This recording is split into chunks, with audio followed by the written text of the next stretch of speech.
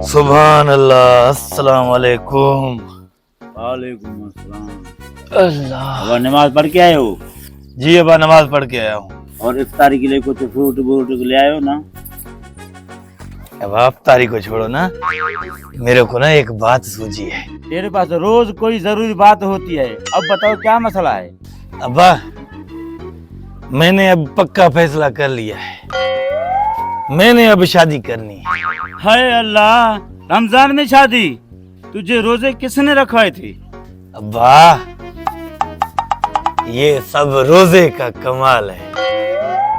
अच्छा, वो कैसे?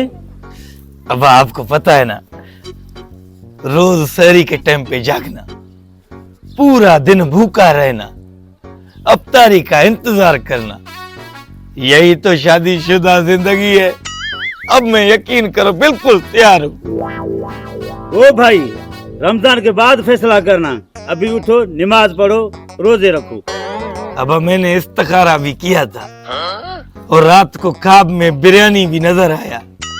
इसका मतलब कि मेरा शादी का पक्का पक्का वक्त आ चुका है। ख्वाब में बिरयानी नजर आई और ये शादी भी तुल गया। हाँ बा, खाने का मेरे को इतना शौक है कि जिस दिन मैं शादी करूंगा ना, फिर मैं रोज बिरयानी पका के खाऊंगा। रमजान में कौन शादी करता है? मैं रमजान में ही शादी करूंगा। अब मेरा शादी का वक्त आ गया है बा।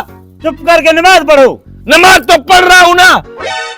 ओ भाई, क्या हो रहा है? कौन मर रहा है? मैंने तो समझा जिलजिला आया है, इतना शोर क्यों है?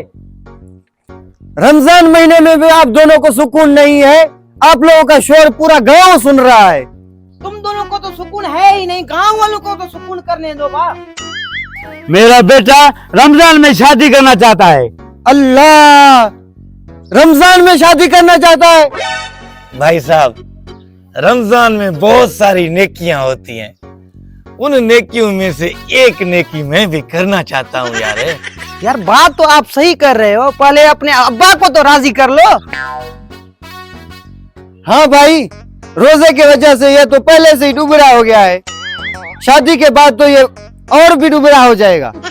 ऐसा कुछ भी नहीं होगा भाईजान, बस आप दुआ दे दो ताकि मेरी शादी हो जाए। तुझे दुआ की जरूरत नहीं, तुझे दवा की जरूरत है।